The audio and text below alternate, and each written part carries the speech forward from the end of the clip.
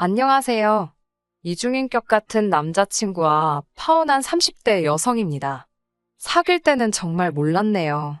그렇게 경우 없는 집구석에서 가정교육도 똑바로 못 받아 처먹은 인간인지 결혼까지 생각했던 남자친구와는 대학을 다니면서 알게 된 사이입니다. 오랫동안 친구로 알고 지내다 본격적으로 사귀기 시작한 건 30이 넘어서였어요. 적지 않은 나이에 사귀기 시작해서 그런지 풋풋한 설렘은 없었지만 그래도 오랫동안 알고 지내서인지 같이 있으면 편하고 말도 잘 통했지요. 쓸데없이 내숭을 떨지 않아도 되었고 가식적일 필요도 없었고요.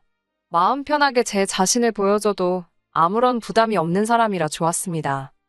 대학생 때 만났고 이후로는 친구로서 편하게 지냈기 때문에 남자친구의 집안이라던가 재정 상황에 대해서는 크게 관심을 둔 적도 그다지 궁금하지도 않았습니다.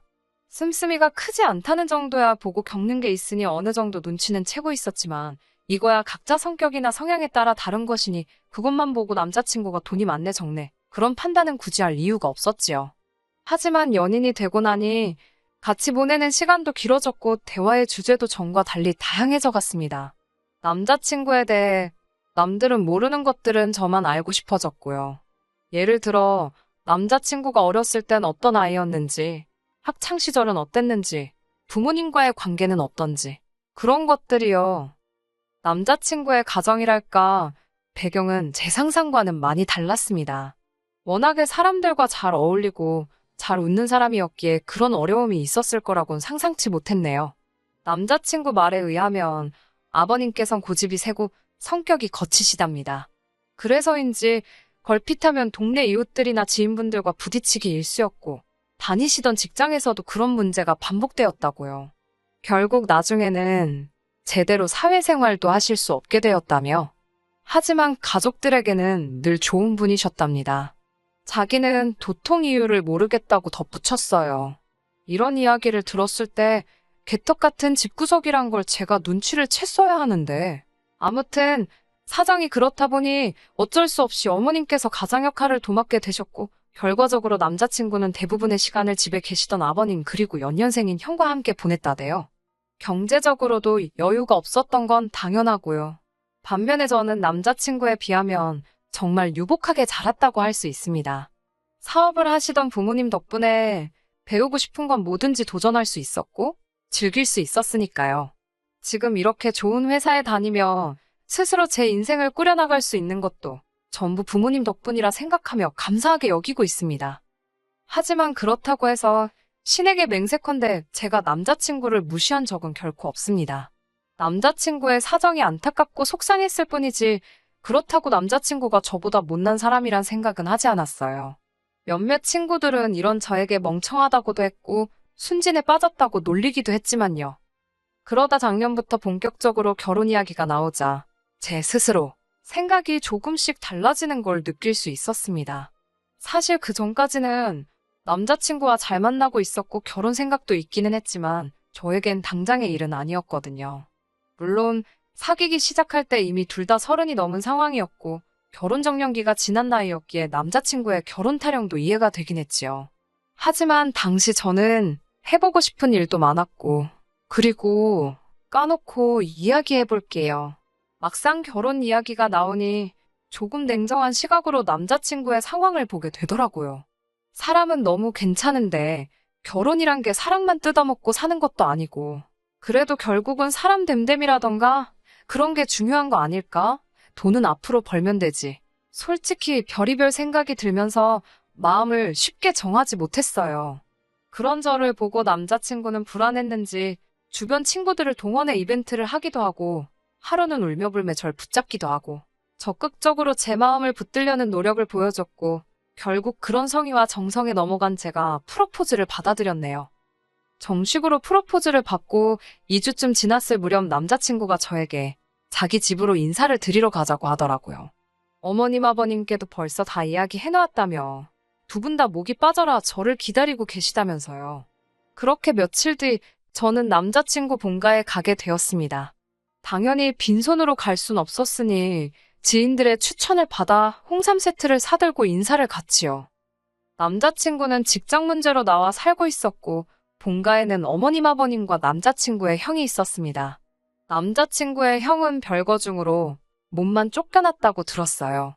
듣기로는 7살 난 딸도 있다던데 그 딸 얼굴도 못 보고 있다고요. 뭘 얼마나 잘못했길래 그렇게 쫓겨났냐는 제 질문에 남자친구는 솔직히 형은 그다지 잘못한 게 없는데 형수가 유난스러워서 그렇다는 식이었습니다. 하지만 이유가 정확히 뭔지 말해주지는 않더라고요. 궁금했지만 남편도 아니고 남자친구인데 캐묻는 것도 매너가 아닌 것 같아서 더는 묻지 않았습니다. 그때만 해도 어리석게도 결혼이 가족 간의 결합이라고 생각은 못하고 내 남자친구만 멀쩡한 사람이면 괜찮은 사람이면 된다고 생각한 거지요. 어머님 아버님은 저에게 궁금한 게 많으신 눈치였습니다. 이런저런 질문을 많이 하셨거든요. 제가 어느 초중고를 나와 어느 대학을 갔는지, 부모님께서 무슨 일을 하시는지, 지금 살고 있는 집이 자가인지 아닌지 등. 솔직히 말하자면 이런 질문까지 하시는 건가 싶을 만큼 조금은 껄끄러운 이야기들도 오갔네요. 아무래도 며느리감이라 생각하시니 그러신가 보다고 처음에는 그렇게 생각했습니다. 하지만 시간이 지날수록 어쩐지 제 흠을 잡으려고 그러시는구나 싶더라고요. 유치한 생각이지만 어떻게든 제가 당신 아들보다 못한 구석을 찾아내고 싶어서 안달이 나신 분들 같았달까요? 그러다 제가 1차로 열받는 일이 있었는데 무슨 이야기를 하다가 부모님이 무엇을 물려주셨냐 그런 이야기가 나왔습니다. 저는 생각지도 못한 아버님의 질문에 당황했지만 그래도 최대한 침착하게 건강한 신체를 물려주셨다고 웃으며 대답했어요. 그러자 아버님께서는 너는 무슨 안경 쓰고 있으면서 네가 건강하다고 말하는 거냐고 무안을 주시더군요. 그러더니 아버님께선 너희 가족 전부 다 안경을 쓰냐고 물어보셨습니다. 아버님의 질문을 들은 순간 저는 예비시댁에 인사하러 가면 별별 이야기를 다 듣게 된다던 선배 언니의 이야기가 떠올랐는데 정말이지 언니 말대로 정말 별걸 다 물어보신다 싶더라고요. 물론 집에서 라섹이니 라식이니 수술에 관한 대화가 없었던 건 아닙니다. 하려면 얼마든지 할 수 있는 여유도 있었고요. 하지만 저나 저희 부모님이나 안경을 쓰는 데 있어 크게 거부감이나 불편함을 느끼지 못하고 있던 터라 굳이 수술을 할 이유를 찾지 못했네요. 아무튼 제가 그렇다고 저희 가족 모두 안경을 쓴다고 대답하자 지금도 그때 아버님이 보여주신 표정을 잊을 수가 없네요. 아버님께선 말 그대로 드디어 무슨 건수 하나 잡았다는 표정으로 제게 너네 가족 다 하자가 있어 하자가 라고 말씀하셨습니다. 저나 부모님이 무슨 물건도 아니고 사람한테 하자가 뭔가 싶었지요. 제 귀를 의심했습니다. 아버님께 지금 뭐라고 하셨냐고 되물으니 저더러 삐품 모르냐고 아주 세기를 박으시더군요. 게다가 남자친구의 형이라는 작자가 옆에서 실실거리더니 삐품은 길가에 내놓고 파는 건데 수리는 되나 이러는 게 아니겠어요. 무례한 두 사람의 대화에 충격을 받은 제가 무슨 말을 그렇게 하냐고 받아쳤습니다. 아버님께 아주버님은 별거 중이라고 들었는데 그럼 뭐 반품된 거냐고 따졌어요. 쓰던 걸 누가 사가기나 할지 걱정이라고요. 어른한테 그렇게 말하면 안 되는 거였지만 도무지 그냥 넘어갈 수가 없었습니다. 저뿐만 아니라 저희 부모님한테도 막말을 하신 거나 다름이 없었으니까요. 그러자 아버님께서는 저더러 제정신이냐고 경우도 없고 싸가지도 없다며 악을 쓰시더군요. 형이라는 작자도 얼굴이 벌개져가지곤 뭐 이런 거랑 결혼을 하겠다는 거냐며 남자친구에게 삿대질을 해댔고요. 집구석 잘 돌아간다. 꼴 같지도 않네. 별의별 생각이 다 들더라고요. 아버님께선 저더러 웃자고 한 소리에 죽자고 달라든다며 무서워서 뭐 말이라도 한마디 하겠냐고 고래고래 소리를 지르시더니 급기야 짜증낸다며 안방으로 들어가시는 게 아니겠어요? 저도 너무 열받아서 자리를 일어나려는데 남자친구가 저를 붙잡았습니다. 이 손 놓으라고 하니까 남자친구는 자기 아버지가 원래 개그하는 걸 좋아하시고 장난이 좀 지나치셔서 그렇다며 한마디로 아들들만 키우셔서 그렇답니다. 아들만 둘씩 있는 집은 원래 이렇게 말이 막 오가기도 한다면서 저더러 조금만 이해해달라더군요. 100번 양보해서 그렇다 치고 넘어가야 하나. 그러면서 저는 남자친구에게 너는 꿀 먹었냐고 아무리 그래도 아버님이 저렇게 경우 없이 말씀을 하시면 너라도 나서서 나한테 그러시지 말라고 따끔하게 한마디 했어야 하는 거 아니냐고 따졌어요. 그러자 남자친구가 2번 다시는 이런 일 없게 하겠다며 한 번만 참아달라고 사정사정을 하더군요. 안달복달하는 남자친구의 모습을 보곤 그래, 내가 어른 이겨먹어 뭐 하겠냐 싶어서 알겠다고 했어요.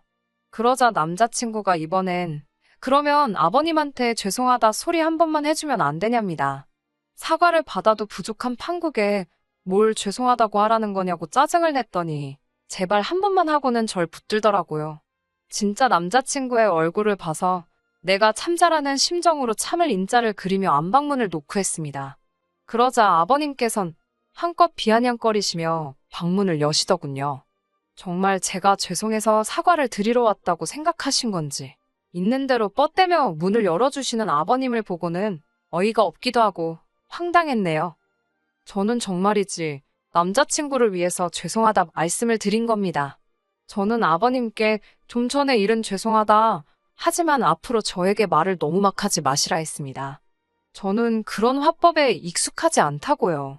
그러자 아버님께선 또다시 죄송하다 하러 왔으면 죄송하다 소리만 하면 되지. 시애비 될 사람한테 하라 마라 조건을 다느냐고 화를 내시더군요. 진짜 너무 답답해서 나올 뻔한 한숨을 가까스로 참았습니다. 그런데 안방에서 나오는데 이번엔 그 형이라는 인간이 저를 붙들더니 자기한테는 사과 안 할 거냐입니다. 죄송해요 라고 짧게 한마디를 하니 저더러 싸가지가 있네 없네 난리가 났지요. 자기 아버지는 사람이 좋아서 그냥 넘어가지만 자기는 그냥 못 넘어간답니다. 그래서 저도 남자친구 형에게 저도 아버님한테 사과 받을 거 못 받고 그냥 넘어가니까 이 정도 하고 그만하시라 했습니다. 안방에 부모님 다 계신데 거실에서 저랑 큰 소리 내셔야겠냐고요. 그러자 남자친구 형이란 작자가 한다는 소리가 자기 집인데 못할 말이 뭐가 있냐며 저더러 더 짓거려 보랍니다. 반품 쓰던 거 이러면서 악을 쓰고 달라드는데 신우도 아니고 아주버님 될 사람이 그러니 그것도 참 볼만하더라고요. 제가 죄송하다고 그만하자고 그러고는 가방을 챙기는데 뒤에서 제 머리채를 잡는 게 아니겠어요? 저더러 도망가지 말고 사과 똑바로 하라면서요.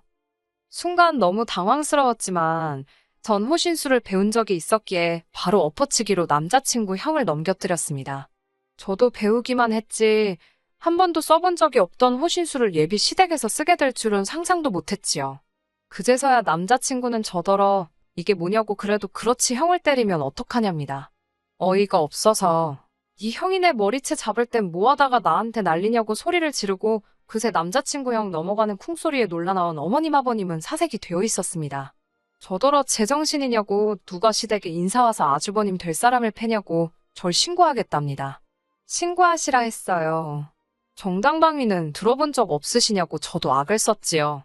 그때 그 형이라는 인간 창피하긴 했는지 신고하지 말라고 자기 부모를 말리더라고요. 남자친구가 제 손목을 잡아 끌어 집 밖으로 나갔고 이어지는 남자친구의 행동에 저는 너무 충격을 받고 말았습니다. 남자친구는 한숨을 푹푹 내쉬더니 이게 뭐 하자는 거냐며 자기가 아까 분명히 부탁하지 않았냐고 그러는 거예요. 제가 남자친구에게 아버님이랑 당신 형이 나한테 어떻게 하는지 다 봐놓고도 그런 소리가 나오냐고 받아쳤습니다. 그러자 원래 남자들은 좋아하는 여자한테 짓궂게 행동하는 거 모르냐입니다. 아버님은 딸을 키워보신 적이 없으니 그깟 말 몇 마디 해도 제가 삐질 수 있다는 걸 모르셔서 그런 거고 형이란 작자는 저를 벌써 동생 여자친구니까 편하게 생각해서 그런 걸 거라며 두 사람의 잘못된 행동을 옹호하는 게 아니겠어요? 남자친구의 말도 안 되는 궤변에 저는 어떻게 그런 식으로 이야기를 할 수 있냐고 따졌습니다. 당신 식구들이 나에게 함부로 행동을 하면 당신이 나서서 나를 지켜주진 못할 망정 이게 지금 뭐 하자는 거냐고요. 그러자 남자친구는 이렇게 투닥거리면서 친해지는 거지. 아무리 그래도 그렇지 아주버님 될 사람을 넘겨뜨리는 여자가 어딨냐며 자기가 당장이라도 저희 집에 가서 저희 부모님을 만나야겠답니다. 자기가 나서서 장인장모 되실 분들을 교육 좀 시켜야겠대요. 어떻게 딸을 이렇게 경우 없이 키우셨는지 한번 물어보고 좀 가르쳐야겠다나요. 그 소리까지 듣고 나니 내 눈앞에 있는 사람이 내가 그동안 알던 사람이 맞나? 이런 사람하고 내가 미래를 꿈꿨다니 미쳤지. 이 인간 완전 쓰레기였네. 정말이지 별의별 생각이 다 들더라고요.